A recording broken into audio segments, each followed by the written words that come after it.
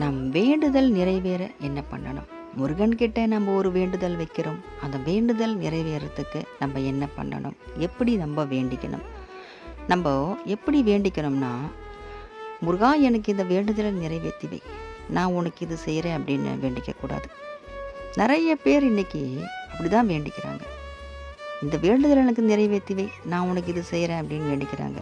கடவுள்கிட்ட போயிட்டு நம்ம வியாபாரம் பேசக்கூடாது. ஏன்னா முருகன் கொடுத்து தான் நம்ம வாழ்ந்துட்டுருக்கோம். நம்ம கொடுத்து முருகன் வாழ வேண்டிய அவசியமே கிடையவே கிடையாது. அதனால் நம்ம கடவுளுக்கு கொடுக்க வேண்டிய அவசியம் இருக்காது. மனுஷங்களுக்கு தான் உதவி தேவைப்படுது. நம்மளை விட கஷ்டப்படுறவங்க நிறைய பேர் இருக்காங்க. அவங்களுக்கு நம்ம ஏதாவது ஒரு உதவி பண்ணால் அவங்களுக்கு அது மிகப்பெரிய உதவியாக இருக்கும். உதவினா ரொம்ப பெரிய உதவி இல்லாமல் கிடையாது. ஒரு தாகத்துக்கு ஒரு டம்ளர் தண்ணி மொண்டு கொடுக்குறதும் ஒரு உதவி தான். பசிக்கு அவங்க ரொம்ப பசியாக இருக்காங்க, அந்த ஒரு வேளை உணவு நம்ம வாங்கி கொடுத்தா அதுவே பெரிய ஒரு தானமாக இருக்கும். தானத்திலேயே சிறந்த தானம் அன்னதானம்னு சொல்லுவாங்க. அது நம்ம பசி ஆத்துறது ரொம்ப ரொம்ப நம்மளுக்கு ஒரு நல்ல பலனை நம்ம கொடுக்கும். நம்மளால் முடிஞ்சால் ஊருக்கே நம்ம சாப்பாடு போடலாம், அன்னதானம் பண்ணலாம்.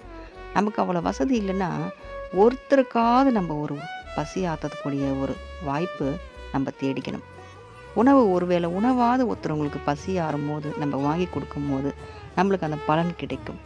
ஏன்னா எத்தனை பேருக்கு நம்ம சாப்பாடு வாங்கி கொடுக்குறோம் கடவுள் பார்க்கல, எவ்வளோ நல்ல மனசோடு வாங்கி தரோம் என்றது தான் முருகன் பார்ப்பார்.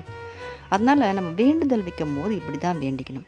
முருகா எனக்கு இதை நிறைவேற்றி கொடு, என்னால் முடிஞ்ச உதவி நான் செய்கிறேன்.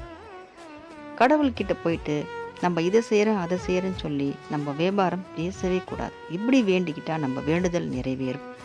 நம்ம வேண்டுதல் நிறைவேறின உடனே நம்மளால் முடிஞ்சது, நமக்கும் கீழே கஷ்டப்பட்டுட்ருப்பாங்க பார்த்தீங்களா, ரோட்லெல்லாம் கூட இருப்பாங்க, போட்டுக்க நல்ல துணி கூட அவங்ககிட்ட இல்லாமல் இருக்கும்.